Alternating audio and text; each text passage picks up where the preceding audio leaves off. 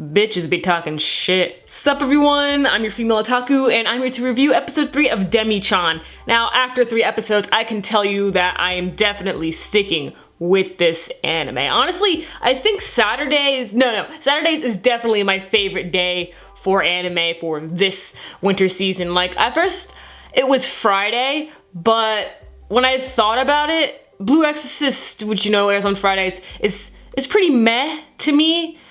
And of course, you know, Rakugo is godly. Rakugo is like the highlight of Friday and stuff. But Saturday, everything's great, you know? We have Ruby, we have March comes in like a lion, and then we ended off with some Demi-chan. It's a good day. But anyway, with this episode, OMG, I absolutely loved it.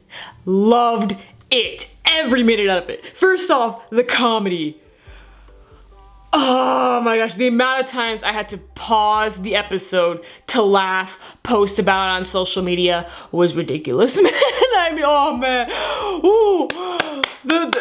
Oh my gosh, like the most funny thing was with the girls' fantasies with Takahashi sensei. Now, I know I complained last week about how things might be getting into harem territory, which it definitely is. It shows a lot within this episode, actually, how, you know, we're seeing more and more girls fall for Takahashi sensei. So that I am a little annoyed with, but moving past that, when Hikari was talking to Takahashi sensei, and Takahashi sensei, he was just so like, oh, so is it like more than kissing but less than sex?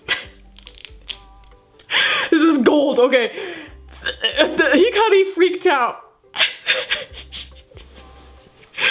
Oh my god. Okay, I can barely speak. This is just so funny. Okay, I don't know if you guys are familiar with the voice actor of Takahashi sensei, Junichi Suabe. He's one of my personal favorite male seiyus, you know, right behind Hiroshi Kamiya. Like, Junichi is like probably my second or third favorite. And the fact that they made him repeat the word sex 3 or 4 times, having his voice go deeper and deeper was gold. I replayed that scene so many times that I lost count. Honestly, just that was so funny. And they did it again! They did it again later on when they were saying how he thought that Machi's hairstyle looked cool because their hairstyles like the same. Like, that was hilarious. I need more of that. We're probably not gonna get more of that because, you know, if you repeat the same joke over and over again, it's gonna be less funny. But still, that was hilarious. Oh my gosh, I can't get over that. I'm gonna be smiling throughout the rest of my day thinking about that. I can only imagine how Junichi Suabe was when he was recording this.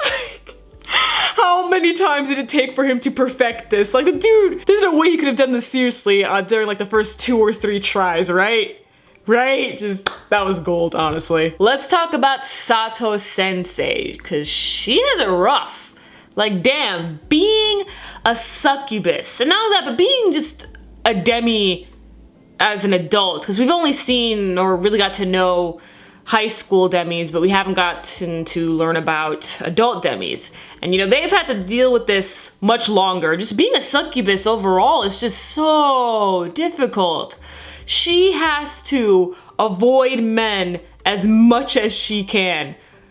Why didn't she apply to work over at an all-girls school? I will never know. But anyway, because she is a succubus, you know, are naturally supposed to arouse men. So whenever she bumps into someone, then they feel like a little erotic. They're all like, whoa, whoa, isn't it?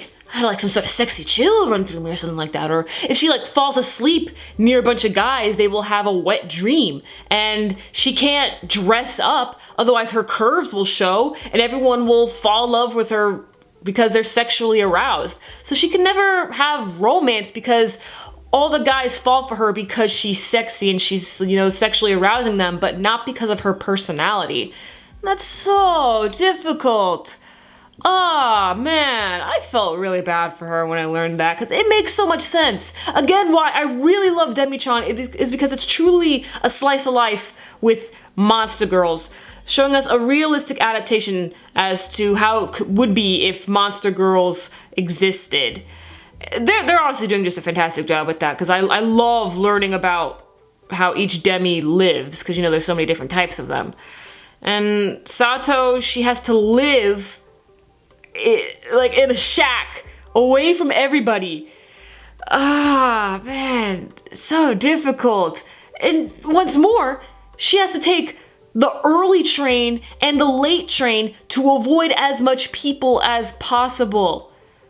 Oh, man, I felt so bad for her. But then, late at night, when she's at her house, she can let loose, drink all she wants. I love her, I really do. But this scene was interesting though. Like, I actually believed that Takahashi sensei wasn't aroused, because when she said that, maybe guys who touch me who have a lesser sexual desire than others may not be affected by my touch. And then that really got her excited, and I was like, wow, that's great. But turns out, no. Oh my gosh, that was great. Takahashi Sensei was like, whoa, it's so erotic. He had to back up, he was shaking, because he held her hand for a long time, you know? It wasn't like the other high school boys who like bumped into her, you know, on the shoulder where she had like, you know, clothing on, you know, thick tracksuit on and stuff. Like, no, he held her hand. So this was just an intense sexual rush throughout the man, and he had to sit back. It's like, wow. Ooh, Takahashi Sensei. I love the characters, I really do. I love Takahashi Sensei a lot. I love Sato, I love Machi, I love Hikari, and I'm starting to fall in love with Yuki even though we barely know her, which is why I started off the video with bitches be talking shit, because damn, bitches be talking shit to Yuki, and I got very upset about that. You don't talk shit about my dandares. Not acceptable here. And they were saying, but luckily this now gives Takahashi Sensei a chance to talk to Yuki, so that's good. It was really nice to see Machi and Sato bond over how much they like Takahashi Sensei, and then, you know, Machi, she's trying to get advice from Sato Sensei, and just that whole scene was just very fun. It was a nice little girl talk, I guess. It was just fun. I enjoyed this episode so much, and I honestly cannot wait for next week. So let me know if you're gonna stick with this anime, or if you're gonna wait till all the episodes come out and then binge watch it at the end, if you're gonna drop it. And catch me tomorrow as I review Little Witch Academia and Tales of Asteria the Cross. I'm your female otaku, sayonara.